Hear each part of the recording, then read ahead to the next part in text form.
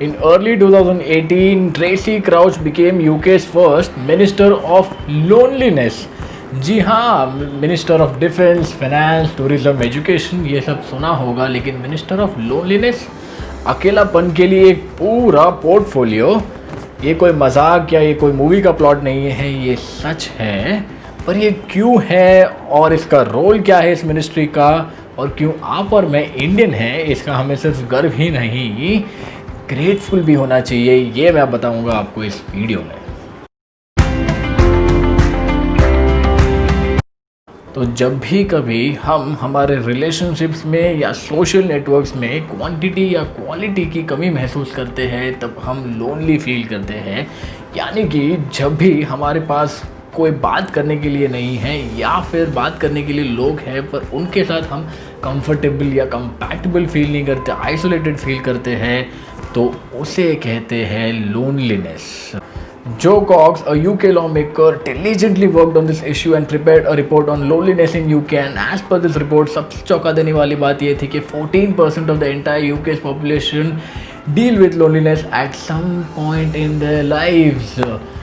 दूसरी चौंका देने वाली बात ये थी कि excessive loneliness can lead to health hazards that are equivalent to consuming 15 cigarettes a day. और इसकी सीरियसनेस को समझते हुए अर्ली 2018 में थेरेसा मे ने एक मिनिस्ट्री फॉर्म की to deal with this situation, to deal with this mental health issue.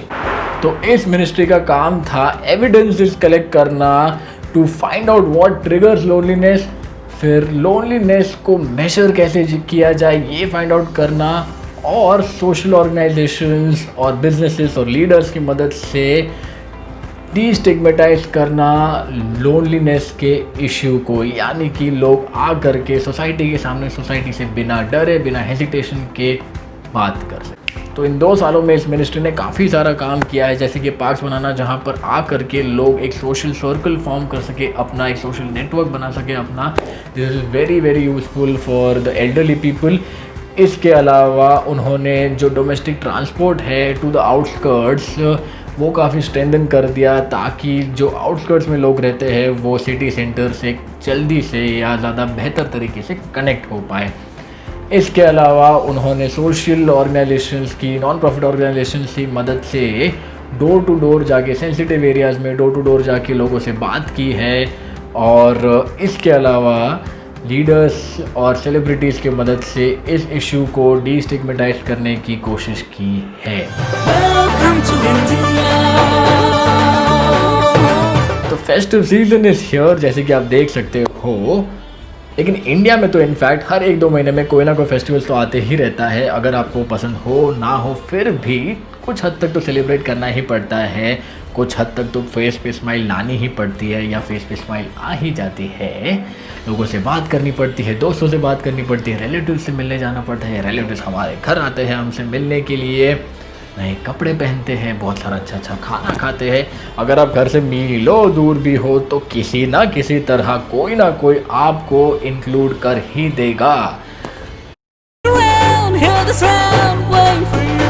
India का पूरा कल्चर और ट्रेडिशन बेहद इंक्लूसिव है, सबको साथ लेकर के चलने में, सबको साथ लेकर के सेलिब्रेट करने में बिलीव करता है। बैरियर्स ही नहीं है। अरे गणपति विसर्जन में आप किसके साथ नाच रहे हो आपको पता तक नहीं होता, और आप फिर भी काफ़ी कंफर्टेबल फील करते हो। तो पैंडेमिक और लॉकडाउन के कारण ये एक चीज़ ज़रूर रियलाइज़ हुई है कि जिस कल्चर और ट्रेडिशन को डेवलप करने के लिए यूके ने एक पूरा मिनिस्ट्री बनाया है, लाखों यूरोज यूज़ कर रहे हैं उस चीज़ को डेवलप करने के लिए, वो कल्चर और वो ट्रेडिशन हमें विरासत में मिला है हमारे एंसेस्टर्स से, and that is why I feel we should be grateful about it and embrace it पूरे दिल से। जय हिंद।